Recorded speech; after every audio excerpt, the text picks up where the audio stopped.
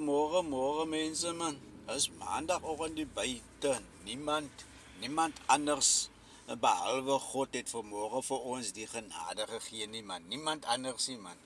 En vanoggend wil ek net so 'n bietjie waarheid met u praat man. Mag ek so 'n bietjie waarheid met u praat vanmôre? En die waarheid is, ek en u was nog al die tyd was ek en u bedrieg en belieg van die kansel af. En omdat ons dit van die kansel af kry, belieg en bedrieg ons dan ander mense.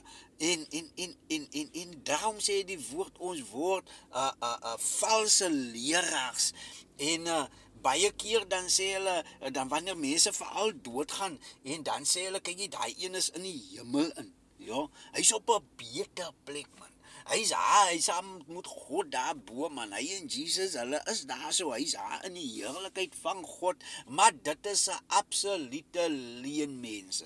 As jou geliefde dood is, beteken dit hy is dood. Hy's begrawe. Plain en simpel, dit is nog net Jesus wat opgestaan het mense. Is nog net Jesus wat opgestaan het en diegene wat nie begrawe is. Kom ons gaan lees ons Bybel. En dan gaan van julle dit wat ek nou sê. Dan gaan lees julle Openbaring 20 en dan kyk julle of ek vir julle nou lieg. Of ek nou besig is om vir julle valse lering hierso te gee. Die waarheid is mense, ons mense wat dood is.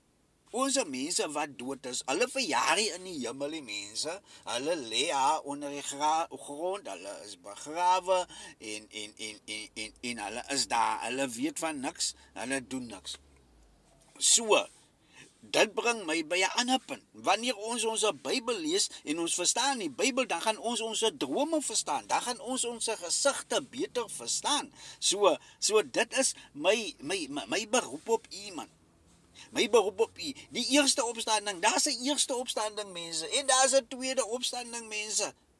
Kom ons gaan lees in die Bybel wanneer jou geliefde hemel toe gaan. Sou hy hemel toe gaan. En kom ons gaan lees 'n bietjie man. Want kyk hierso, die Bybel leer my dat kyk hierso, die duiwel gaan vasgevang word. Onthou toe Jesus gekruisig aan die kruis gesterf en hy dood is en hy opgestaan het, toe hy moes die dood oorwin. So hy sit met die sleutel.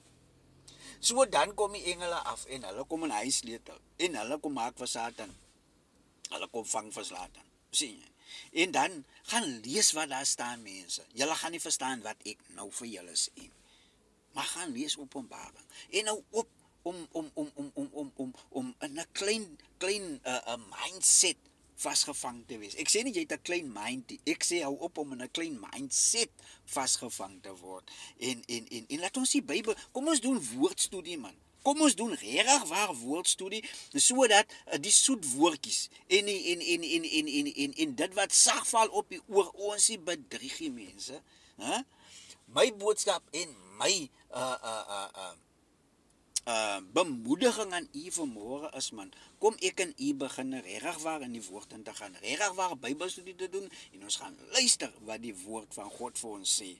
En u moet vandag, moet u 'n geseënde dag hê. Kom ons ontdek die waarheid man. Kom ons ontdek die waarheid. Laat mense nie van die pulpit af ons belieg. Sien, dat ons kan weet, kyk hierso, dit is wat God sê en dit is wat die kerk sê. Daar's 'n groot verskil mense. Daar's 'n groot verskil. Daar's 'n groot verskil tussen 'n kerkmens en 'n Christen. En die Here seën.